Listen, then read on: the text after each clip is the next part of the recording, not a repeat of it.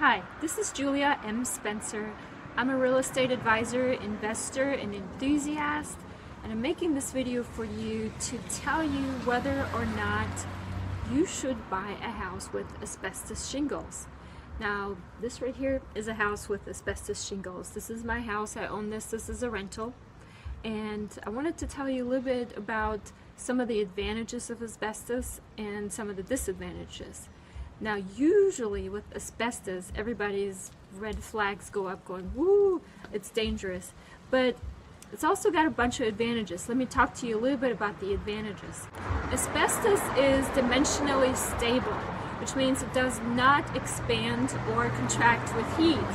And the good thing about that is actually that it holds paint very beautifully. So you can paint this house in a lot less paint coats, and the paint stays on very well. Also, you can remove asbestos shingles if you wish. There's obviously a cost associated with it, and I'll talk to you a little bit about the disadvantages of removing asbestos, but you can remove it and put nicer siding on this, and you can obviously change it. So the only thing that actually is permanent that you can't change about a house is its location. Now, although there's bars right here, this is actually a prime downtown location for a college campus that's really close to here, and I have this place rented very easily, despite any kind of other drawbacks that this house may have. Now, let me tell you about the disadvantages of asbestos shingles. One of the things is resale value. Obviously, if you have asbestos anywhere in the house, you have to disclose that. That's a seller's disclosure if you're trying to resell the house, and it has to be told on there that that is one of the materials that is used to build the house. And the reason that is important is because obviously asbestos abatement or removing of asbestos is very expensive. And let me tell you why.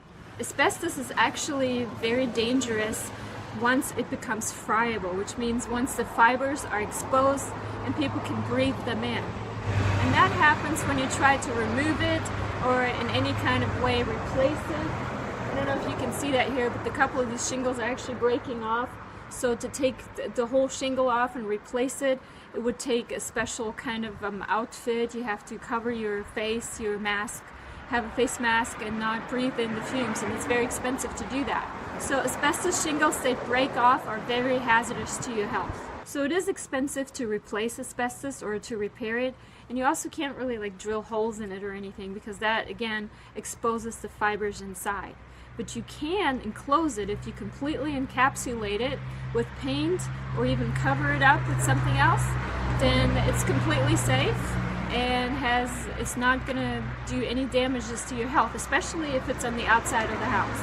Now, once abatement is done, usually what people do is they send an inspector out to make sure that it is done the right way.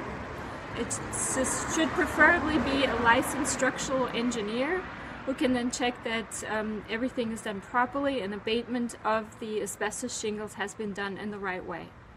So whether or not a house has asbestos shingles on the outside should not deter you should not determine whether or not you should buy that house, especially if it's on the outside, once you follow these tips and tricks that I just gave you and some of the information. Hopefully it is helpful.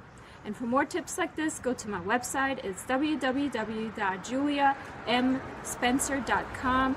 Download your free guide to real estate investing there and sign up for my newsletter today. For your free guide to real estate investing, visit juliamspencer.com.